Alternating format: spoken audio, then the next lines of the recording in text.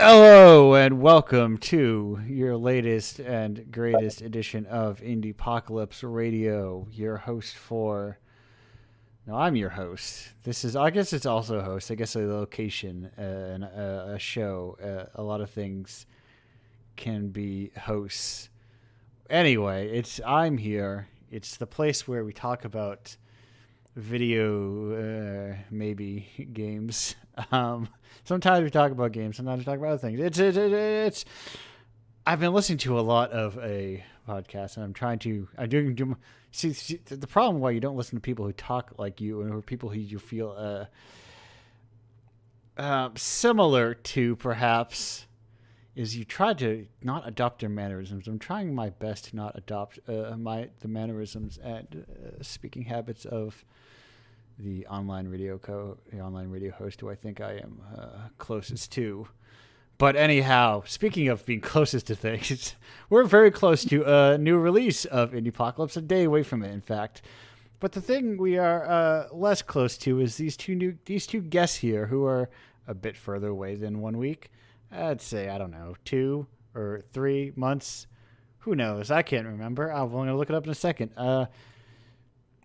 This first guest, who you may know from, oh my God, half a year ago. This thing keeps on trucking. I look at issue 28, which is a lot of issues of Indiepocalypse. It's also half a year has gone past of issues of Indiepocalypse, in fact, though, at the same time. But anyway, that issue 28, that half a year ago, amazing that you like. People say when you get older, time slips by, and I think I feel like I both experience every minute of every day, but also at the same time, 6 months. It's like I get lost in a blur of all these things. I think it's just the issues. I think I just do too much of them. But what is that game that I keep dancing around? That game is Gun Ugly. And it's made in part by Paul Dolby, who's here with me right now. Paul, how are you doing today? Hello, I'm very good. Yeah. Perfect. Should I give an introduction to myself, or just? Yes. Tell me a little bit about yourself, and tell me a little bit about what exactly Gun Ugly is. Gun Ugly is a extremely weird first-person shooter / comedy game. Yes. In a way that throws as much stuff at you as possible, just in terms of like any sort of nonsense narrative, weird things happening, weird visuals, tons of enemies, weapons. Yes. Uh, the railgun is a very good first introduction. Yeah, that's potentially the high point of the game, right at the very start when you pick up the railgun. Well, you get very excited because you. So now did the I can only presume this is the case, but did the pun come first and then? No. We were just like trying to come up with silly things. So the game originated when we were doing. Me and a friend just happened to have a weekend free, and there was a low effort game jam, and we were like, I wonder if we could push out the lowest effort possible first person shooter. Yeah. And we didn't finish it by then. The game took a lot of time to make. Right.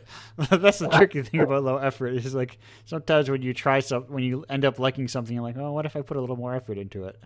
That is actually exactly what happened. Yeah, I think by the end of the weekend, we had like one enemy, maybe 2 enemies, some guns, and like a level. And we didn't release it. Should have probably released it.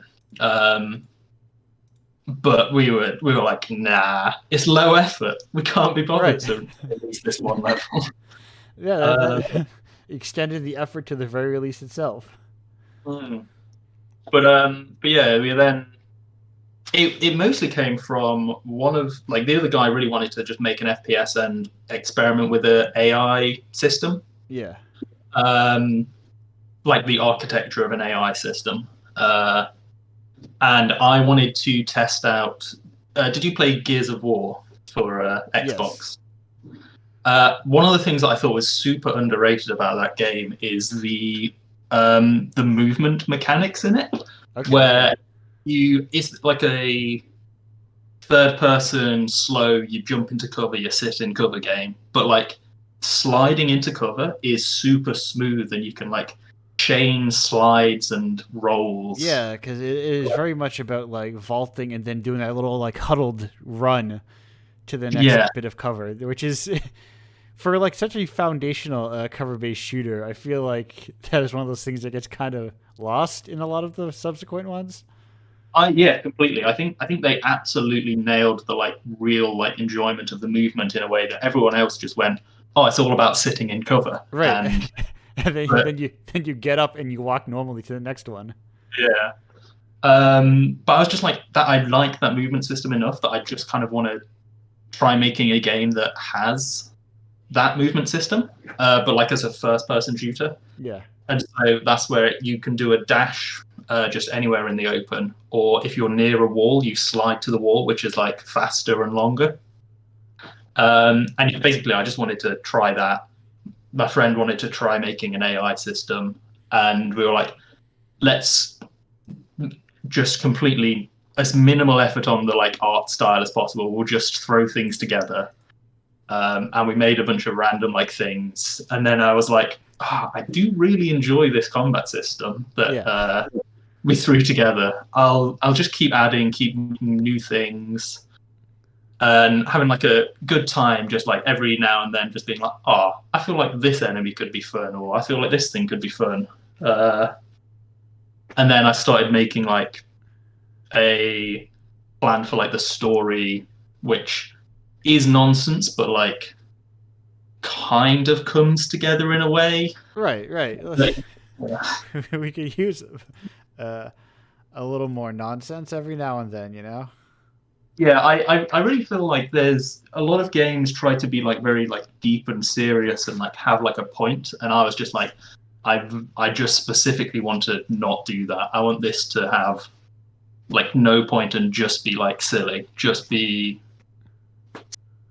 like kind of dumb and fun for the sake of it, rather Right. than trying to like tell. Because every time I see something deep, I'm just like, oh, they've just taken something and then made it a bit sad. I'm like, I don't want that. Yeah, Uh, that's the trick I think sometimes where people overestimate the difficulty of making sad media. You know, yeah, like yeah, sometimes all you need to do is kill a dog, and then it's very sad. Uh, yeah. in the same way, I think you can do cheap drama in the same way you can do very cheap comedy, Mm, and yes. I think it shows. But I think people are more easily tricked by cheap drama. Yeah. I feel like people weren't tricked by my cheap comedy though. No, it's, I've been thinking about that actually. Just like when I was driving just today, I was thinking about how I because of a game in the most recent issue, I was thinking about how like I like specifically am trying to avoid like at the same time like I think when you go for like alternative, you're the instinct is to focus on like art stuff, but like Yeah, alternative art is not just all austerity and stuff. Sometimes it's just cringy, weird stuff. yeah. I really when I was like the first like three little games I made, I was like really into wanting to, and I do genuinely want to make like quite arty things. Yeah, Like the game jam things I made. One of them, like one of the guest human I made. The big objective of that was trying to make it so you feel like you're just like kind of stranded on an alien planet, and you have to like try and work out how these aliens communicate with each other to get around, or to like because the aliens communicate in hand gestures. yeah, And I feel like that I nailed, or like we as a team nailed the like feeling of what's like you're just on an alien planet and it's just very unusual and you're trying to work things out, but the gameplay itself kind of terrible. Right. Okay, it's like one of those old 90s adventure games where you have to like figure out, oh, you need to communicate with this person in this way and drag them over here and point at a certain thing. And Yes, that is. I think it's very, very easy to underestimate how hard it is to design a good adventure game. yes, and it's very easy to design a bad adventure game. Yes, yeah. There is no more. As someone who may have just played an adventure game for a thing they are curating, there is no Yeah. more frustrating experience than knowing exactly what you need to do but not being able to do it. Yeah, the description on like the itch page currently has like it doesn't fully spoil it, but it spoils it a lot because I think the experience of just wandering around is a lot better than the actual experience of playing the game. Right. But yeah, yeah, another game that I worked on was like the Torture, where you're meant to just like slowly walk around in the darkness and like die to like spike traps and stuff. But every time you die, you leave a torch behind. Yeah. The idea being that like you fail, you get better, you progress more. And the thing that I think is brilliant about that game is there's a sprint button where you lower your torch to sprint. And so everyone playing it at some point will have died a few times and then be like, I know what I'm doing. I can sprint past this section. And Right. every single one of them will sprint into a trap and die and be like, oh, I'm such an idiot. And that feeling of being like, oh, I'm such an idiot Yeah. is a fun feeling that I'm happy to have somewhat inadvertently caused in people. Right. Right. There's like a an unspoken language I think to find in games as like a natural part of like really involving the player as part of the experience and having kind of unspoken aspects of it that make a lot of sense like the first time you do them and you realize, oh, because I have no lantern, I can't see as well, and it creates a very more like a natural connection, you know, because it makes a lot of sense within the world that I'm taking a larger risk Yeah, and I'm getting punished for my risk, but not in like a such a video gamey sense, in a kind of like a real world 1-to-1 sort of sense. But speaking of the real world, Indiepocalypse is in the real world, and Paul, I've got a question for you that everyone is dying to know, and I'm dying to know, that is the highlight of this show. How did you hear about Indiepocalypse in the first place? I just saw it on itch on loads of random games submit themselves to Indiepocalypse, and Okay. that was my first exposure. Just seeing like, oh, this game is submitted to Indiepocalypse 26. What's that? Oh, this is submitted to Indiepocalypse 27. What's that? That's kind of it, basically. Okay. Um, Yeah, I'm always very curious about the process of it, because yeah, as someone who needs to sell this thing to people, not to just like people to buy it, but to creators to get involved. yeah, yeah. I was always I don't know. We never submitted any of our game jam games to Indiepocalypse because I was just like, it's a thing that we made in like a few days. Yeah. It doesn't really feel right getting people to sort of like pushing it as a thing to get paid for because I don't know. Us as developers are in privileged positions where we don't really need to worry about that.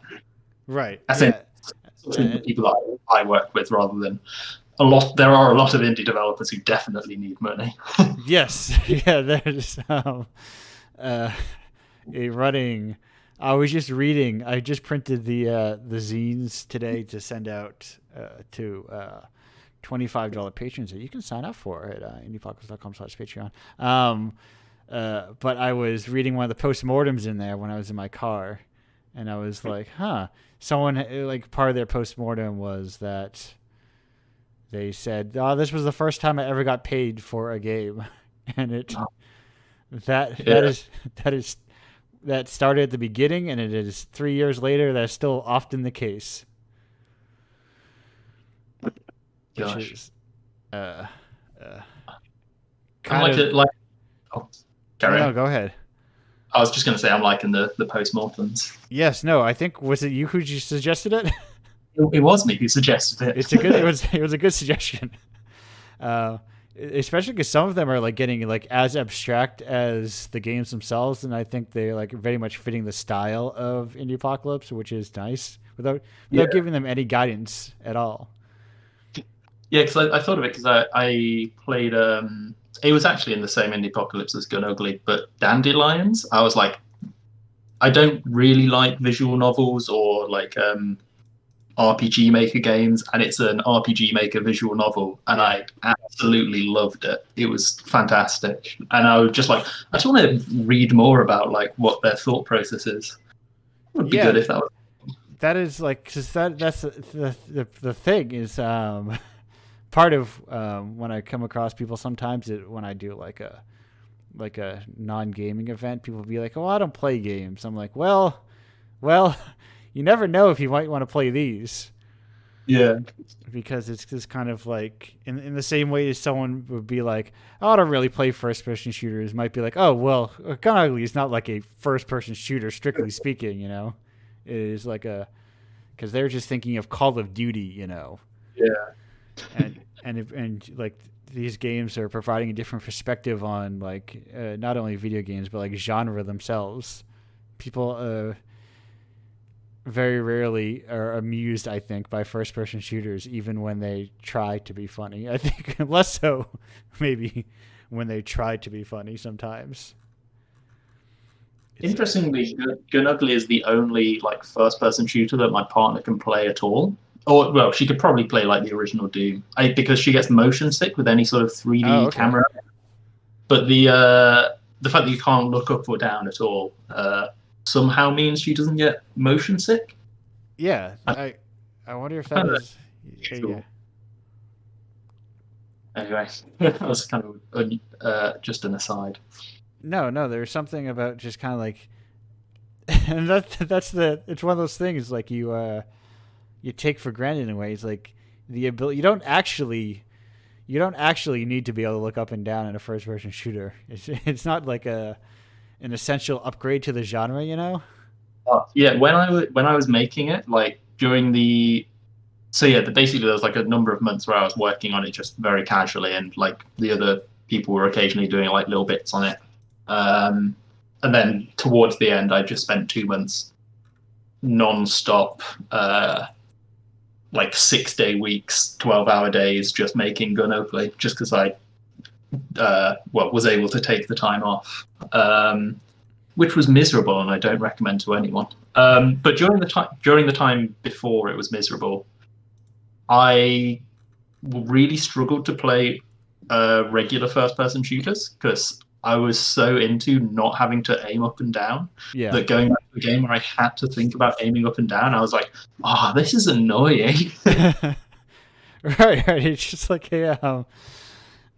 that's it's part of why the downfall of people just like playing too many games and that's their only frame of reference is like whatever the current trend of games is like you take too many rules as assumptions Mm.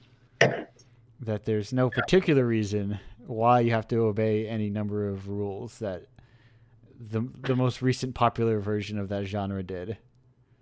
Yeah, I'd really like to see like more games more first person shooters where you don't have to aim up and down but still do 3D, Right. like like the original Doom basically. Right. Where it just kind of like auto aims for you with on like the vertical Yeah, axis.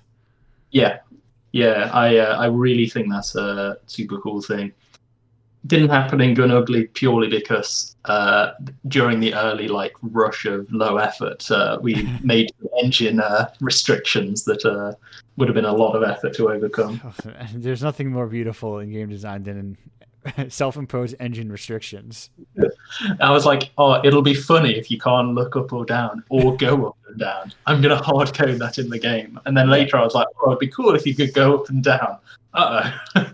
No. But then like imagine like that first punch of the railgun. How does the railgun work in 3D? I guess. Yeah, yeah. Just sky trades. It's just flying over things. Right. Yeah, wouldn't be good, would It just does not feel the same. it? It doesn't play the same. And if you don't know, folks, if you don't know what I'm talking about when we keep talking about railguns time and time again, just hey, play Gun Ugly. You'll be surprised. You'll be pleasantly. You get a little treat for you. Uh, all you have is context. But what was I saying? Video games, huh? Crazy little things those are. uh, Yeah, I've not really worked on any games since Gun Ugly, just because that 2 month just hell period of it was basically purely just making levels. right, And from a young age, I always assumed I'd really enjoy making video game levels. right. Turns out I hate it. It's awful. Right. You're like, oh, there's a lot of like it requires a very certain like specific kind of thinking, you know? Yeah, I think there's like level creation and level design, and you can do a lot of like level design before the creating of the level. And I think Yeah. if you like things like, oh, I want this level to invoke like these feelings or have these events happen, or and like those things are like interesting, and then making that is kind of interesting. I didn't think of that beforehand, and so crafting a level with like minimal like advanced prep is and where it's just like, oh, I need to make this thing. I've made the thing. Now I need to test the thing, play it. Oh, this thing doesn't work. Now I need to remake this thing. Now I need to play it. Oh, that doesn't work. I need to. Oh, Right. And then just like, well, I've played this thing 6,000 times. Does it work? Like, does it work as a first time player or not? And do I know it too well? Are these enemies too obvious, or have I just played it 8 million times? I played the entire game when playtesting on hard mode, Yeah. uh, and so when I basically because of that reason, where I was like, I know that I'm going to have an experience where what I think is easy is going to be like tricky for some people. And when I played normal, I was like, there is no way anyone is ever dying on normal. This is so easy. And then when I saw people play normal and die, I was like, oh, I guess I made the right choice. Right. to, A lot of people are a lot worse at video games than you think they are. yeah, I subsequently made a very easy mode like post release because I saw my mum playing it and not being able to get past the first level on easy. Right. Yeah. And I was Game like, oh, game it's difficulty. It's a tricky so beast. trivial. Yeah. And, Really sweet. Just like I made a mode for my mom. I don't know. That's very touching. yeah, my mum like live streamed it for me on like Facebook chat of her playing it, and I was like, oh, this is delightful. Oh my god. I just saw someone else's mom watching their live stream, like Yeah. texting and setting up. Oh, we've got your talk on the television, Oh, but but you just heard another voice. We'll get to that voice soon, but actually very soon because Paul, believe it or not, we've come to the end of our 20 minutes. right. It comes so quickly. Thank you for being here. We are going to take a short, like 3-minute 15 break, and then we'll be back with our next guest. Bye for now. Current is all on merge, so I can't remember if it was only yesterday for Bandcamp Friday or whatever. But if it's not, hey, you can get that whole, basically the post tape era Mountain Goats as pay what you want, and I highly recommend doing so. Speaking of things I highly recommend you doing, I highly recommend you checking out the games of our next guest. Look at a transition, my God. So, until I pointed it out because I had to go find the my page from issue 33. Why did I need to look it up? It's the last issue. I know it's 33. With Old Home, Trip to Turtle City. It's Takuma Okada. Takuma, how are you doing today? Hi, I'm doing great. I just had some apple cider. It's fall. I'm having a great time. That's Really enjoyed listening to the last bit. nice. I had some lunch. I had some fettuccine for lunch. Great. A nice full. I'm full of pasta and ready to go. So I gotta ask you the question that people are dying to know. Like, let's just get it off at the beginning. Well, you get a two-part question, which I think I know the answer to, but I don't remember. Um, as because you are you lost the title of the most recently commissioned guest 2 days ago. I Unfortunately, did. It was given away to Sylvian Aria. Play, but he as the most previously commissioned guest. Commissioned guests are people I contact, so you may not know about Indiepocalypse. So part one. Before I contacted you, did you know what Indiepocalypse was?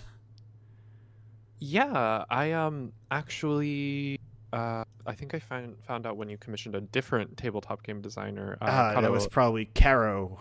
Is that if I'm saying that right? Yeah. Um and I really love their work. And I was like, oh, this is a cool thing, and they got commissioned for it. Like I started looking into it after that, and I've also been mutuals with Michael Clamoris. Okay, Um longtime booster of Indiepocalypse and stepchild in a way with locally sourced my lineage or whatever. The great Indiepocalypse lineage.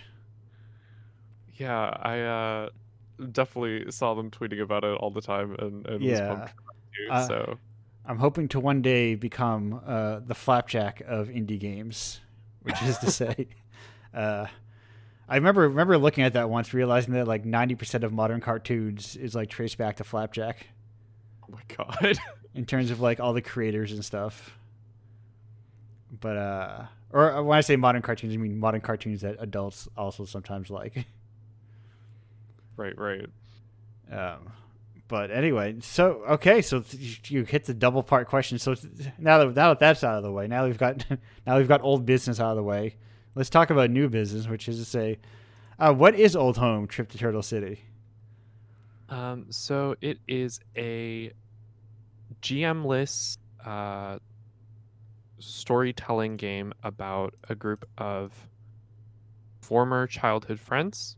They all moved away from a city, and now they're meeting back in that city for the first time in a long time. And also, that city happens to be on the back of a giant turtle. Perfect. No more succinct, and that is like something that I've noticed is coming up. Partially, more like a what's the word I'm looking for? Either I was out of touch of it, or it's coming into style more. Or it's more accepted broadly. Is the idea of the GM list, especially even like the solo GM list tabletop game. That are these kind of Um, I definitely kind of was there for, I don't know what to call it, where it's not like there weren't any solo games right. before in this style. Avery Alder, who made The Quiet Year and Monster Hearts, games like that, had a solo game, I think Brave Little Sparrow, that I read early on when I was designing. And I don't know that they were played super widely.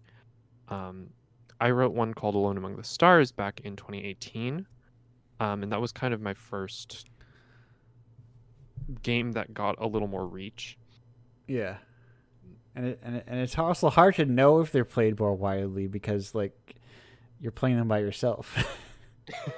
So it's not Yeah, like I went down to my local game shop and everyone's sitting at their own table playing solo RPGs. yeah, and I think it really took off with the pandemic, obviously, Right. because we couldn't meet in person, and like there are a lot of games being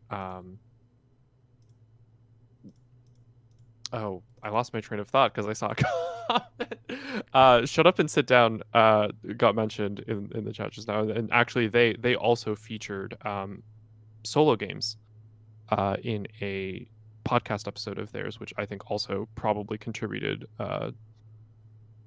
their audience. I got a lot of people downloading Alone Among the Stars from the episode that it was on. And yeah, the pandemic, a lot of people like playing other tabletop games online, but also struggling to find a group because like it's hard to meet strangers online and then feel safe to like be creatively vulnerable at a table. Or Right. at a virtual table. I can never imagine, as someone who plays tabletop games once a week, I can never imagine doing with strangers. Yeah, it's a lot, and like games have definitely tried to like create more and more safety tools and like communication tools and rules to work around that, but it's still definitely kind of a big ask. So right. It's one of those things that I think about. Is like if once you've encountered safety tools and had to use them, you've already kind of run into like the problem's already sometimes maybe too deep. Yeah, for sure. Where like ideally they never have to come up because you all kind of understand the social situation you're in. Mm-hmm. I have a friend, Natalie. I think Natalie the Knife is what she goes by on itch.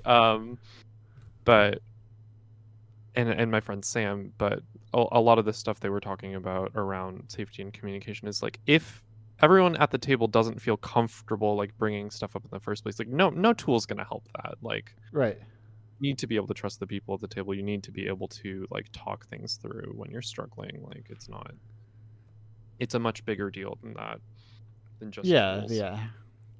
Than just being able to just like well I have an X card, like just you have to be able to say that you have that or such, Yeah, exactly.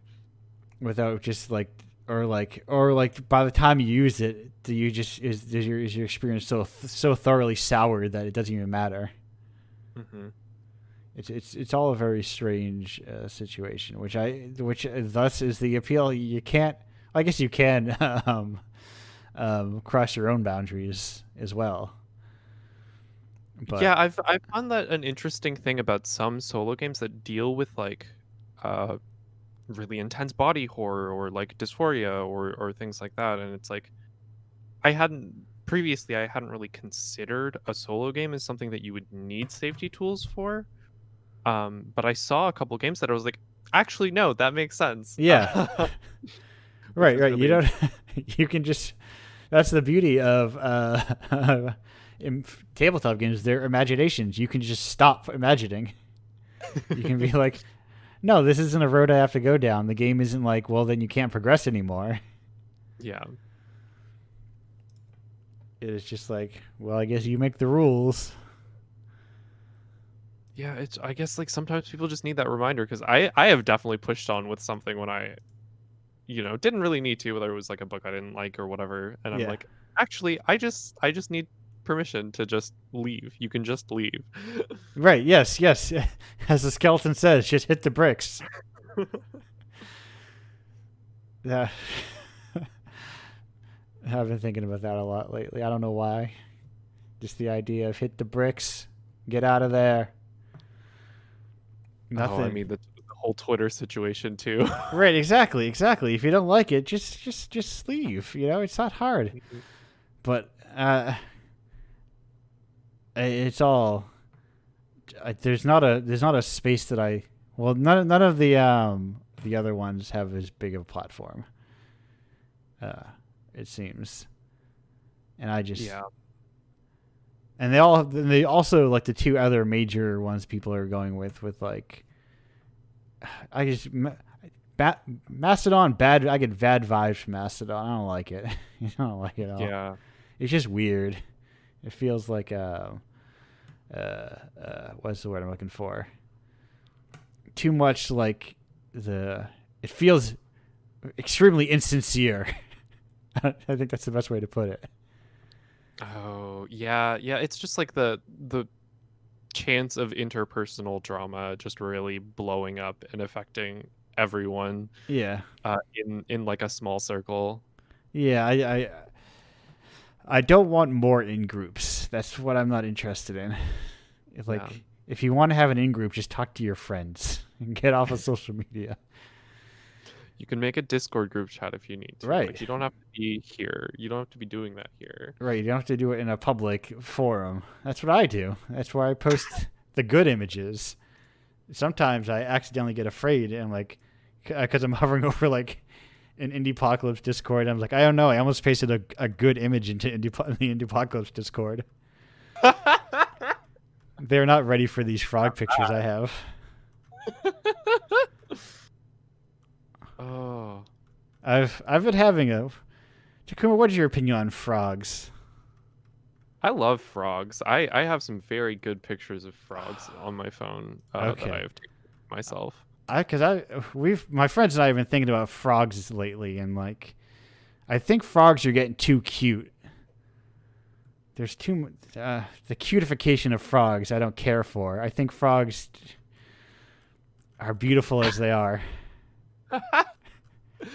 Yeah, no, I do. It's the slime is part of the appeal. The Yeah. slime in the warts is like, it's necessary. Right. There's been too many video games lately that seems like frogs are like the new thing, you know, where you just like make a video game, but you insert this time it is frogs. Last time, you know, skateboarding but with frogs, platformer but with frogs, shooter but with frogs. It's just like, I don't know what's going on.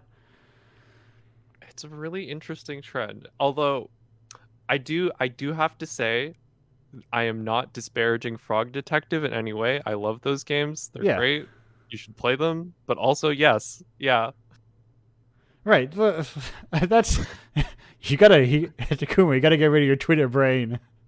You can sometimes that's the hardest thing about being online, honestly, is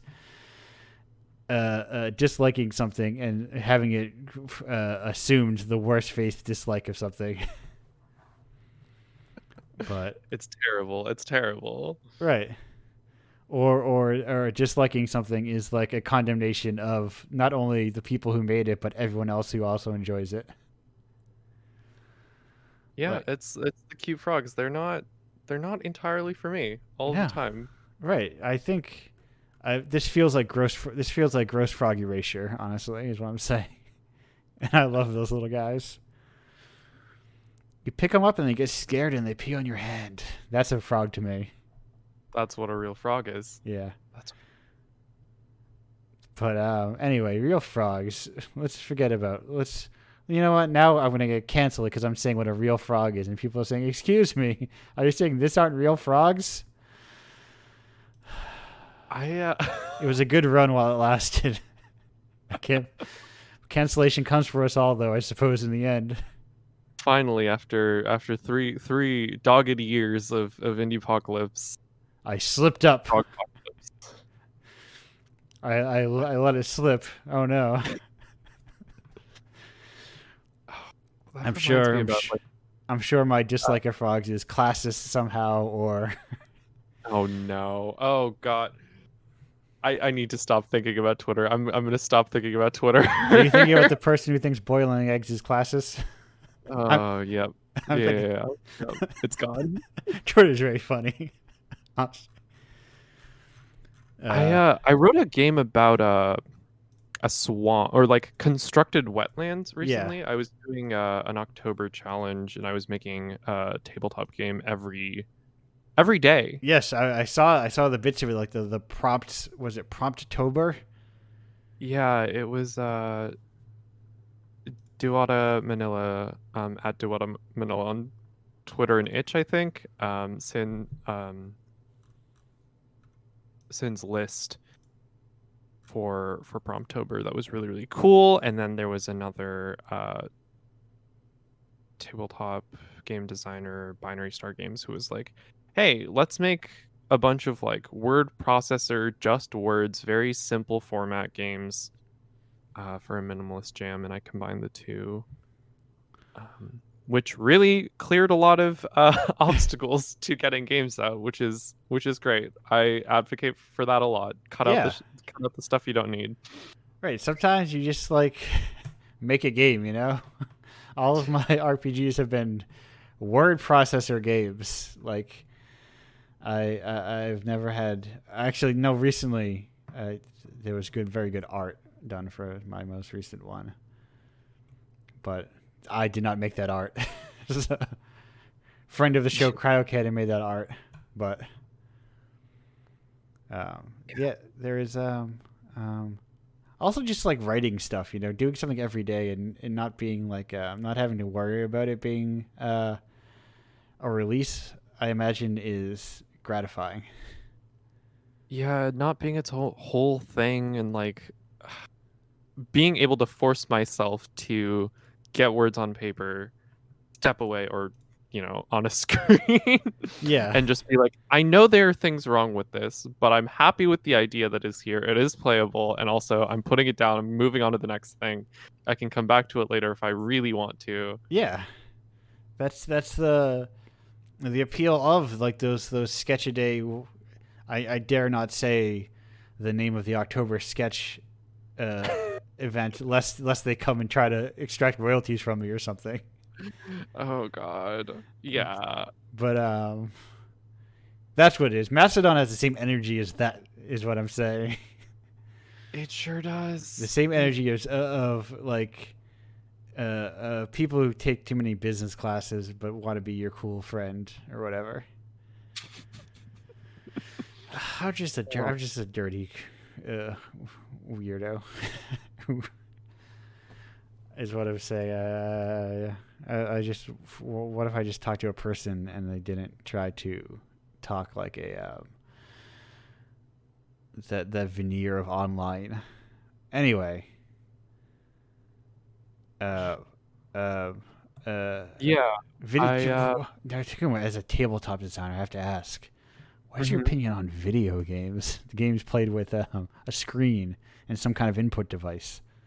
I love video games. I I have a very strange relationship with video games, actually, where I'm a big mobile game fan. Okay.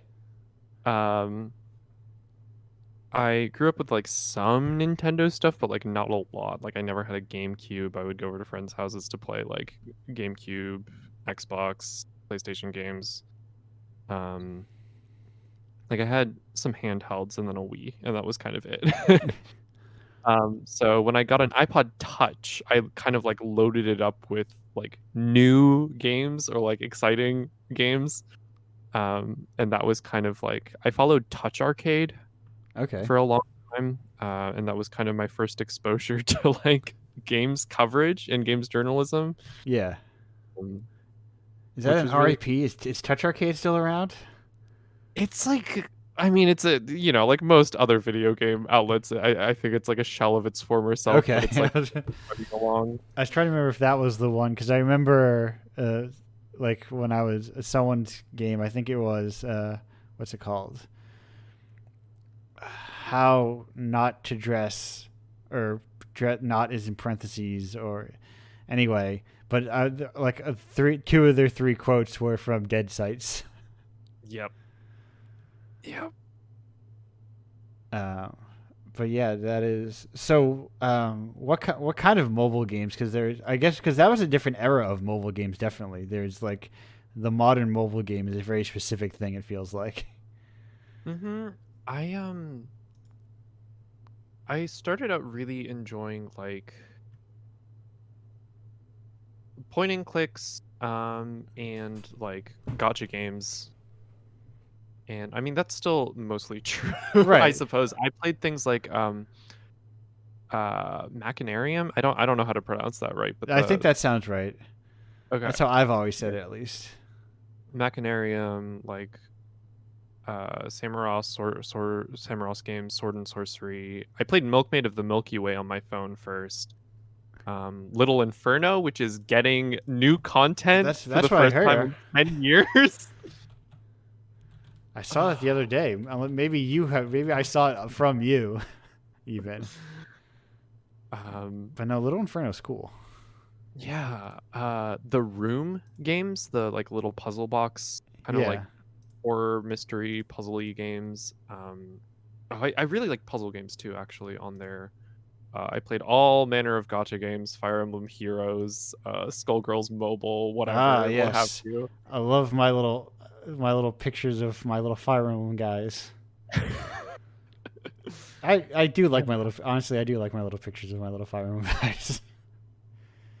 It's really it gets you. It tickles my brain chemistry. Yeah, I mean, I love gachapon machines, like the actual physical machines yeah. too. I'm thinking of making one. Like, I oh my gosh, yeah. there's a secret Discord I'm in, and we're talking about making like like those like token machines or bubblegum machines or whatever for like Yes. putting game codes in them. Oh, that rules. And Oh, and you can put in the little capsule and everything yeah, too. Yeah. someone had linked to this a Japanese DIY site that had like a really cool looking one made out of like old tins and stuff like that. And I think like a what's the word I'm looking for? Like a semi-opaque cutting board.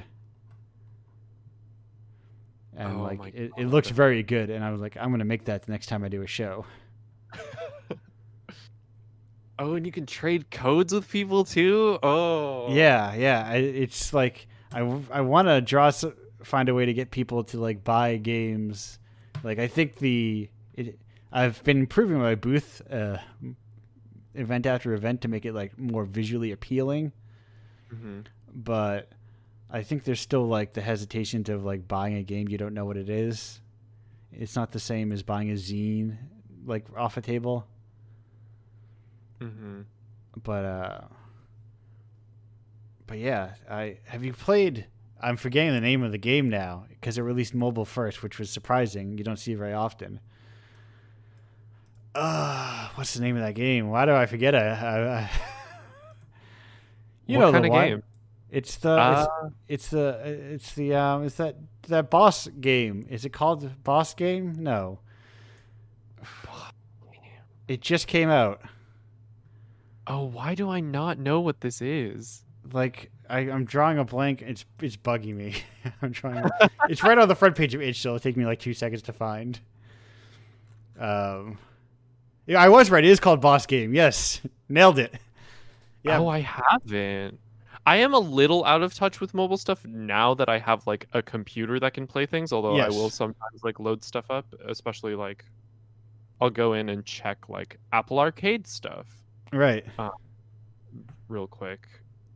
No, this one because it was I basically never play mobile stuff, and this game is like a mobile first release, which you see not very often for like a regular game that you just pay money for and then you get forever.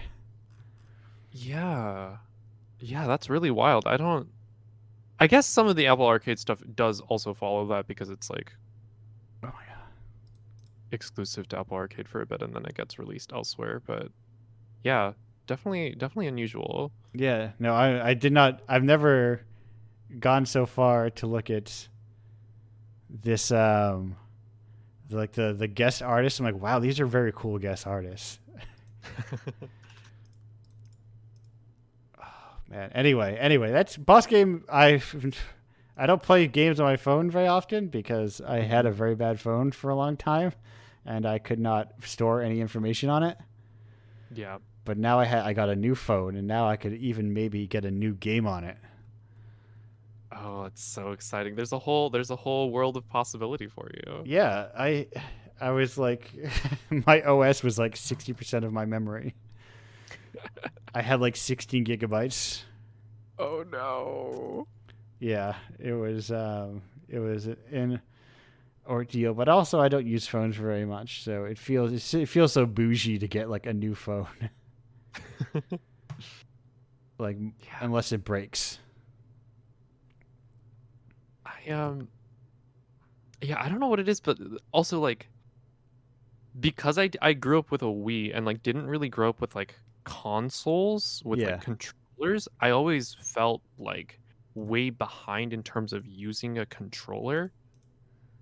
yeah. And I feel like it picked up like touch controls so much faster and they were more intuitive. Like I played Skullgirls on my phone a lot and it's actually a pretty intricate fighting game.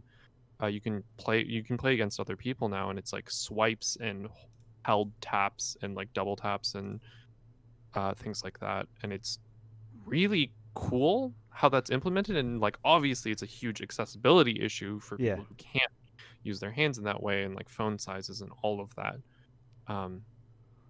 But that's also like the infinite problem of games is Yeah. try as you may, sometimes like the core design is not always fully accessible. That's just like it's bare minimum. Hey, like let them remap. If it doesn't work within remapping, you tried your best. Yeah. Oh, that makes me actually think of that there was the news that VR chat actually has hand motions that are now intricate enough to convey sign language, Oh wow. which I thought was really cool. And also, like, if you are visually impaired, you cannot access that at all. But Right. Yeah. That's different use cases. It's fine. right. Right. Really, really cool. There were furries doing sign language, like talking in sign language with each other, and it was really an incredible video. It's such a what wild things us humans are that we've invented entire. We have so many languages. It's crazy. Anyway. Yeah, that's how you know VR chat is more of the future than meta. It's when there's cat boys signing at each other. Yes. And doing yoga classes. Right. It's but meta doesn't own it until they decide to. And that's always a weird thing when somebody buys something. It's like, oh well, they got bought. It's like, well, someone could try. Meta could try and buy me tomorrow, and I could just say no. Like, I could just say no. No. Anyway, speaking of just saying no, I'm saying no more to this segment, if you believe. But yes, more to talking to more of you. But this is just the end of our time here at Takuma. Mm-hmm. Our one-on-one time. We're going to be back with a group chat in like soon. But thank you for being on the show. Yeah, glad to have you here. It was great. Glad to have you in the scene. Glad to have it all together. We'll be back in like 2:54, more or less.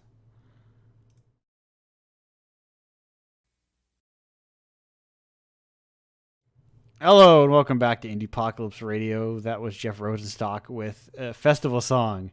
For a second, I thought about editing the part because that whole album, Worry, that is to say, kind of is like that's a real listen through album. Like it all bleeds. Each song bleeds into the next. There's that part where it's like in Patch Rash where they're talking about like I want to hear the song of the American dorm room. That is in a lot of ways the intro to the festival song, but anyway, I'm not going to sit here regaling forever about that album. But anyway, I was talking in the safe. Everyone's here, by the way. Hello, everyone. Hello. I was in the safety of the break zone. I was talking about seeing shows and going to the Columbus in Providence, and the last thing I saw there was this. So there's like because it's Providence, Rhode Island, home of a famed what's it called, cosmic horror author, and what's the word I'm looking for? I don't know where Lovecraft's legacy is at this point, because I thought I saw, because I've also seen people be like, oh look, actually later in life he like wrote letters to people about how he's actually really regretful of all the stuff he said when he was younger, and he's like, what a fool I was, what an ignorant fool I was. So, but anyway, people have long, complicated legacies. But the point is, there's a movie called wait, what the hell is that movie called? It's got that guy who's in Blue Velvet who sings Mr. Sandman in it. Well, how did I forget that guy's name too? I'm really drawing names. You guys know, right? Blue Velvet's like Miss. No idea. Why isn't everyone on my exact wavelength? What are you people doing? Let me just go to cast real quick. Dean Stockwell, yes, Dean Stockwell. So I'm gonna go from Dean Stockwell to that movie he was in. Oh, right, Paris, Texas. With a bunch of like weird, grumpy old actor man. Deep in the Darkness. Oh yes, the Dunwich Horror.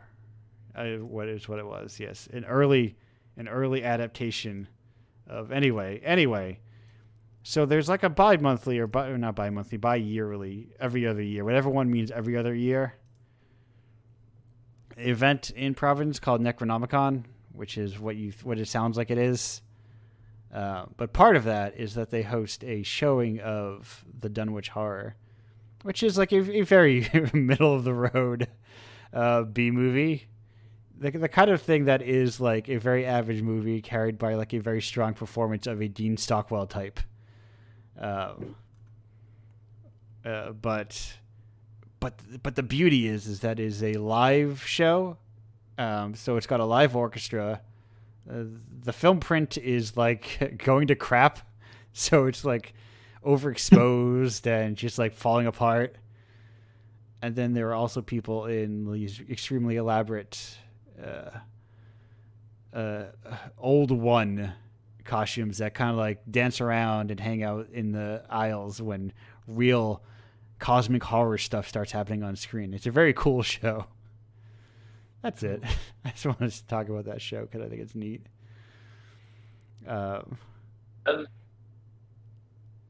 Takuma. Yes. Mm-hmm. I love role playing games. The group that I like make games with, we played role playing games together a bunch, and then started making games together. And I've like attempted to make role playing games before, but I've just never been able to like play test them, just because we're too busy playing other games together. Like, how do you go about like the process of like play testing role playing games? Yeah, I have lucked into a very good group called Playtest Zero, which is an offshoot of Session Zero, which was a digital like tabletop RPG con based in Southeast Asia. Yeah. And one of the people from that group, Aaron Lim, started hosting these playtest events every 2 weeks at 2 different points in time in the week. There's a Southeast Asia time zone friendly one and a US West Coast friendly one, because that's where the people were. And we kind of have 1-hour sessions of playtesting different people's stuff that's in progress. Yeah. And then we sometimes split it into multiple groups depending on how many games there are and how many people we have. And that group is phenomenal. It is also open to, I think, pretty much anyone right now. Obviously, the time zone situation isn't ideal for everyone. Like U.S. East Coast, I don't know. U.S. East Coast can be late. I don't know about other time zones, but yeah, that has been where I've been doing the bulk of my playtesting as of right now. I definitely hear you on it being really hard, and I have definitely released stuff without playtesting before because I was like, I know how this works. It's solid. I will fix it later when I get the chance to play it. And I also say you should not be afraid to do that. Yeah. In the last thing I wrote, I included I think I included an author's note somewhere. It was like, this is just math that I made up. You can change any of these numbers if they don't work for you. I think it's very hard to balance like what feels good math wise. I think it's like if the mechanics make sense and don't like overly contradict each other or something in ways that feel like obtuse. Mm-hmm. Yeah, I've been considering releasing a game called No But with no testing, where the whole game is, you know how in improv you meant to say yes and? Yeah. It's whenever anyone asks like, oh yeah, I do this, does it succeed? Somebody at the table says no, but this happens instead. I think yeah, that is a skill that I think is that's I love that approach. We have my group is a very fail friendly tabletop group, you know. Yeah. But I've definitely encountered a lot of people who are, what's the word I'm looking for? They're trying to win the game. Yeah. Yeah, one of the players in one of my games wrapped a rope around like an enemy's neck and then jumped over a wall that was like high enough to kill them if they like fell. And I was like, oh god, what are you doing? Oh god. Yeah, it's a very, Let's just do the randomization and see if you're dead or not, I guess. yeah, it's a very like different approach. I was at a kind of like a meetup once where people were talking about excitedly talking about how they did all these rules so they were invisible and snuck through the basically power gamed. And I was like, oh, wouldn't it be funnier if you engaged with it? But that's just a different approach to gaming, I think, honestly. One of my favorite RPGs I've played is This Spells Trouble by A Smoldering Lighthouse. It's like one of the GM-less ones where every turn, like whoever's like the in charge person swaps, and so someone goes like, "This thing is happening."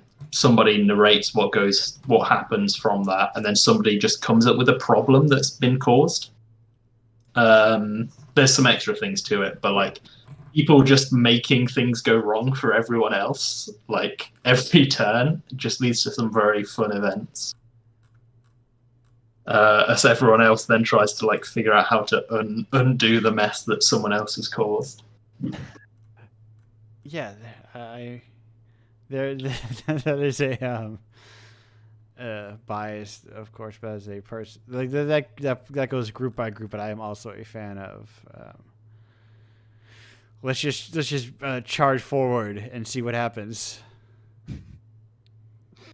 And the fun of the game is not winning the game, but it's seeing what you and your pals come up with. Yeah. It's really funny because even as someone who makes these very like narrative focused tabletop games, I love to win. Yeah.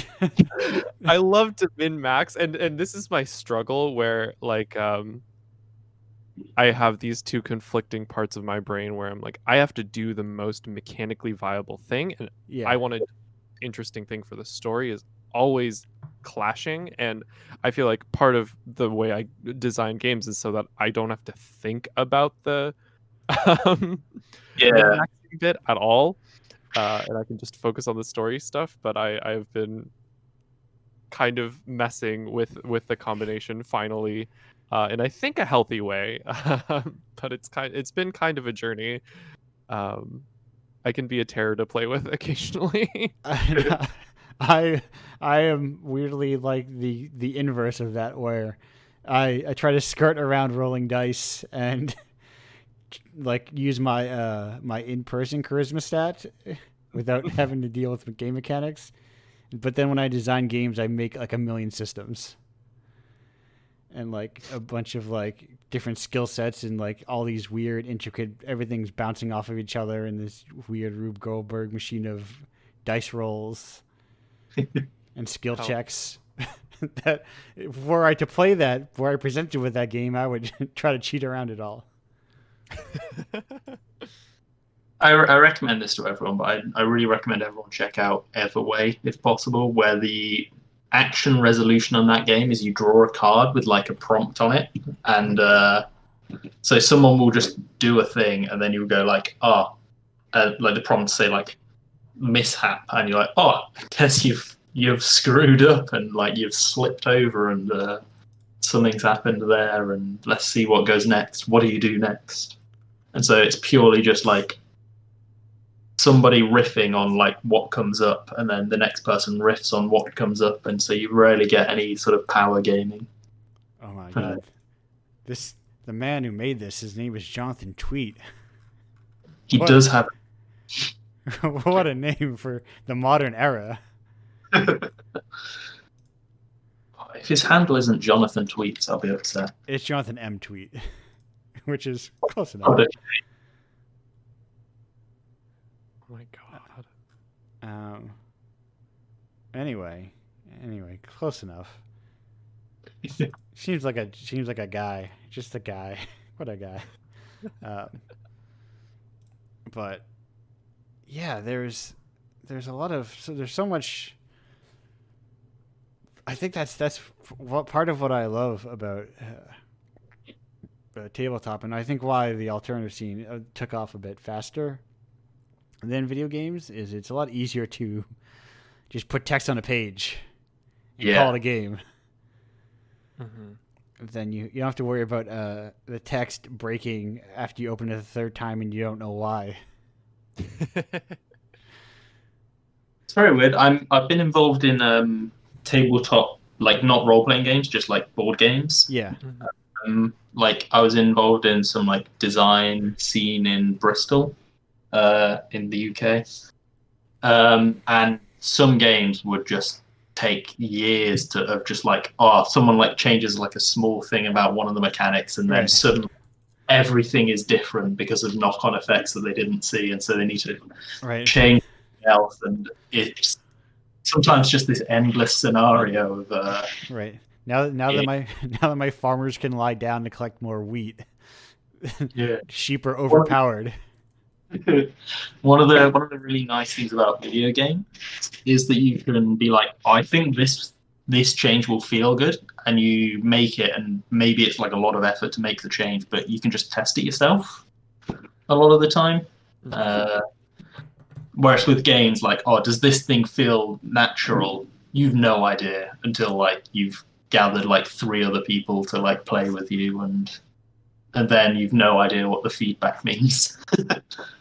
There's always unforeseen challenges with any of these things.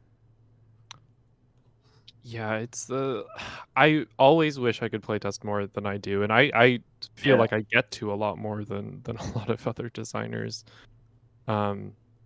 I really like Ben Robbins' games, like Microscope and Follow, and Kingdom, and I think I heard that he just like really extensively playtests his stuff, which is why he barely ever releases anything, but every time it is like the most playable, like smooth, everything makes sense, all the parts work together beautifully, and I'm like, I can't do this, but I wish I could. I wish I could so badly, because those games are incredible pieces of design and writing. Yeah. This is the ability to be like, oh well, you can, because like it also gives you more time to just like think about, well, how do my mechanics fit into my story, because you're spending more time. Like it's easier to marry the two more like what's the word I'm looking for? Sticking them all together real well, intertwining them better, perhaps. Because I mean, I am very much guilty of often, taking maybe the broad ideas of a game, and just gutting out the mechanics, and then ignoring everything else that the nice authors wrote for 300 pages. Because it's like, well, I don't need it, and I can just make up my own stuff. But like I like it when they feel kind of very like interconnected, and it becomes like more difficult to excise them from one another. But you know what I need to do? I just remembered. I need to go find my there's the tab in question. Now the tab in question is closed. I was looking for questions. There were no questions. As I always said, do not take that as a personal affront. There are very rarely questions on this show. I provide them all, which is makes sense. Most radio shows, I think, don't have. I guess I could have call-ins, maybe. Oh, that could be fun. But but I feel like call-ins would just be like people I know on Discord DMing me and being like, "Let me call in," and I'll be like, "Okay." I don't know if I would be prepared to let just like randos call in. Yeah, always a big risk. Right. I don't. I think I kind of like very naturally self curate a collection of people. That is a very tolerable collection of people. But you never know. It's the curse of fame that I'm fortunately not cursed with in the slightest. Uh, but anyway, we are cresting at about an hour of this show, post edit, and by edit I mean removing the songs that I don't own. And so that's I'm trying to get closer to actually maintaining that kind of like, because it makes sense. 20 equals 60. That's how the segments flow. So unless either of you have any last minute burning statements or questions that you have to get out, we're gonna close her up. All right. So I'm gonna go around the horn. Takuma, what have you got? Where can people find your stuff? What do you want to promote to people? Yeah, you can find my tabletop games at neuroedhome.h.io, and I have a little bit of music at neuroedhome.bandcamp.com, and I am on Twitter for now at Takuma_Okada_. Who knows where I will be after? But we're all on Twitter for now until I'm going down with the ship. Yep, yeah, I do feel that. I have a bunch of stuff in the pipeline that will go up on my itch, so that is definitely the place to follow me for games. Yeah, there's you might have a new game that could go up on your itch as of yesterday. Oh yes, I do. I will get around to that sometime probably. But who knows what that could possibly be? Paul, your stuff. Where can we find it? What is it? It's at paulb.hio, but also Wishlist Ballistic Zen on Steam. It's Ballistic Zen, a game that I'm semi-involved in. That's a perfect amount of involvement to have with something. Yeah.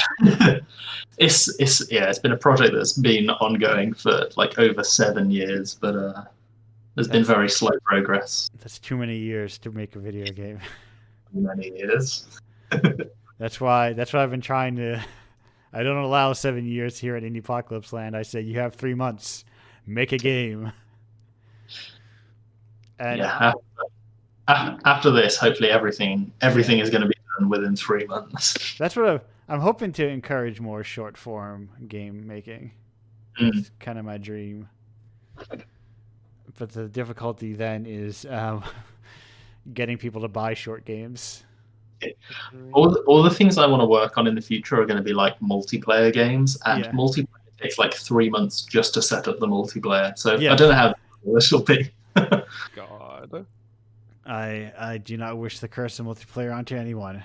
Besides, maybe local multiplayer may be doable. I'm even getting closer to making video games. Even it's getting so close.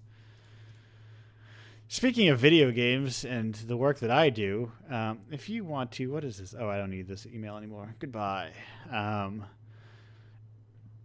If you want to support creators like this or Indiepocalypse in the future, did I ever say what Indiepocalypse was? I don't remember. It's a collection of whatever. If you're here, you know what it is. If you've made an hour into this show, I hope you know what it is. Anyway, you can buy that at indiepocalypse.com. There's a new issue out just yesterday if you're listening to this live, or just 3 days ago if you're listening to this on Patreon, or just about a month ago if you're listening to this on the free feed. Indiepocalypse 34. This is where we took the train. Thank you for looking up that URL for me. So it was not immediately accessible to me through just clicking on links that I already made. This one is speaking of trains. We're taking the train to Prophet Town with this one, given that we were. I say we. I try to avoid saying we, as much as I like to avoid people saying they, because Indiepocalypse is just me. There is no organizational structure to it. This is a one-person operation, and I am that person. So when I say we, I mean I. And when I say I mean I was sponsored this month, by Range Touch. Just said, hey, I want to do what you do, which is give someone money and tell them to do their own thing.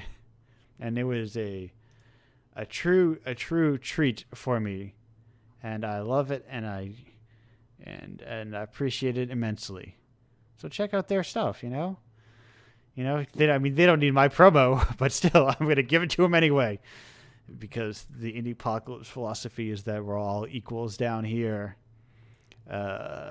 Money does not determine status, nor do other things that people try to use to determine status. There is no status. We're all humans. We come from the same muck, and we all go back to the same muck, and there's nothing any of us can do about it.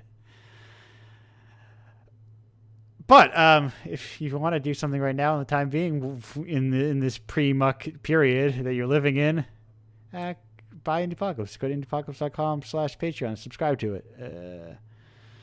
If you're making exoduses to other social media, I think I'm just Pizza Pranks and all those things. I'm probably going to be posting roughly the same amount of things that I do. I'm going to post, marketing on Twitter, the lowest effort version of that on Mastodon, and the more casual version of that on Co-host. And I post pictures on Instagram occasionally. And Facebook, I'll never look at it again. Pillow Fort, no thank you. Tumblr, maybe. Peach, is Peach still a thing? I don't know. When's Bieber making a comeback? Bieber? I don't even know what Bieber is. Young people. My new social media is I'm tying my messages to the legs of birds. And if you find one of those birds, you can read my message. But speaking of messages, I got one message for you, and that is, this is the end of the show. Takuma Paul, thank you again for being on the show with me. Thanks for having me. Thanks. Thank you for your involvement and support in general. I'm closing the show like I always close it with the same song. Goodbye, everybody.